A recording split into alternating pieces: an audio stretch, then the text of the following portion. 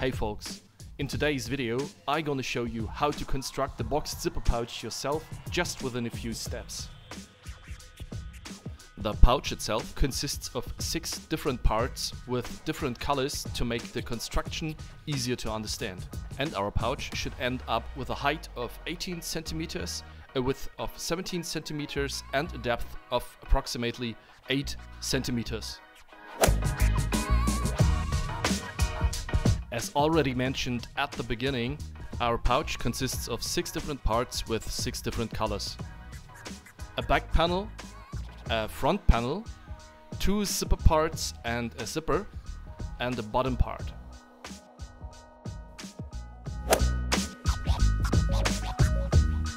In the first step, we need to calculate the length of our zipper part and bottom part, including seam allowances. Therefore, we first need the finished size of our pouch, which should end up being 18 centimeters high and 17 centimeters wide, and the size of our front and back panel. So I add a seam allowance, in this case 1 centimeter, and arrive at a height for my front and back panel of 20 centimeters and a width of 19 centimeters. Next, my pouch should open 3/4 of the height of the zipper. And very important to mention, we always have to work with our finished measurements in this step. This gives me a partial length of 13.5 centimeters for my zipper part, plus the partial length of 17 centimeters from the finished size of our pouch, to which I have to add my seam allowance of 1 centimeter at the beginning and at the end. And we proceed in the same way for our bottom part, and I get a partial length of 4.5 centimeters plus the partial length of 17 centimeters from the finished size of our pouch. And here too I have to add my seam allowance of 1 centimeter at the beginning, also at the end. So the length of my zipper part is therefore calculated from the 1 centimeter seam allowance, the partial length of 13.5 centimeters, the partial length of 17 centimeters, again the partial length of 13.5 centimeters and the seam allowance of 1 centimeter, and I get a total length of 46 centimeters. The length of my bottom part is calculated from the 1 centimeter seam allowance, the partial length of 4.5 centimeters, the partial length of 17 centimeters, again the partial length of 4.5 centimeters and the seam allowance of 1 centimeter, and I get a total length of 28 centimeters. Note: for the next steps, the partial length of 17 centimeters from the finished size of our pouch will also be important again, but I will come back to this in a moment. We now finally know the length of our zipper part and bottom part, and we'll look at the zipper part first and get back to the bottom part later. So we also need a seam allowance for sewing on the front and back panel. This should be identical to our front and back panel, equal to 1 centimeter. And an additional seam or material allowance of 1 centimeter for sewing on our zipper. Note: the width of the selected zipper has a decisive influence on how wide your individual zipper parts should be. In other words, the left and right side pieces of the fabric that you want to sew onto your zipper.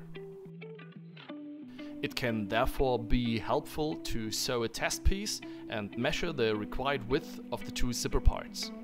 Since I'm using a YKK5C zipper, I have measured a width of 5.5 centimeters for my zipper parts. Next, I have to make my relief cuts exactly where my seam allowance runs around a 90-degree bending edge, and to relieve my material at this point. So exactly at the corner points shown here, which are 17 centimeters apart and which corresponds to the finished width of our pouch. This means that I have to place my relief cuts, as shown here, in the middle of my zipper part, 17 centimeters apart from each other. And these should always be cut as deep as my seam allowance of 1 centimeter. And since I need 2 zipper parts, I proceed in the same way with my second zipper piece and gonna place my relief cuts in the middle, 17 centimeters apart from each other, and also make my relief cuts 1 centimeter deep. So in the next step, I'm gonna attach both zipper parts onto my YKK 5C zipper. There are already videos on how sewing zippers on our YouTube channel. And as mentioned in the last chapter, both zipper parts are now sewn onto my zipper with a seam or material allowance of 1 centimeter.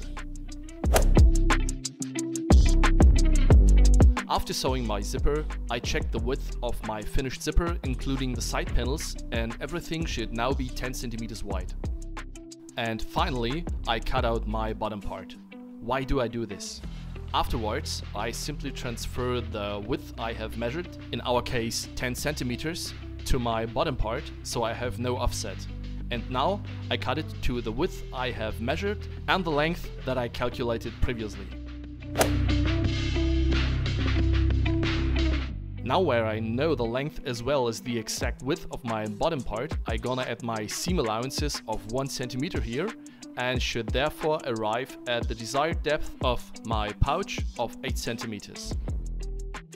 Here too, I place my 1 centimeter relief cuts in the middle, 17 centimeters apart from each other, and this time along both sides, as the bottom part is sewn to both the front and the back panel. So again, where my seam allowance runs around a 90-degree bending edge.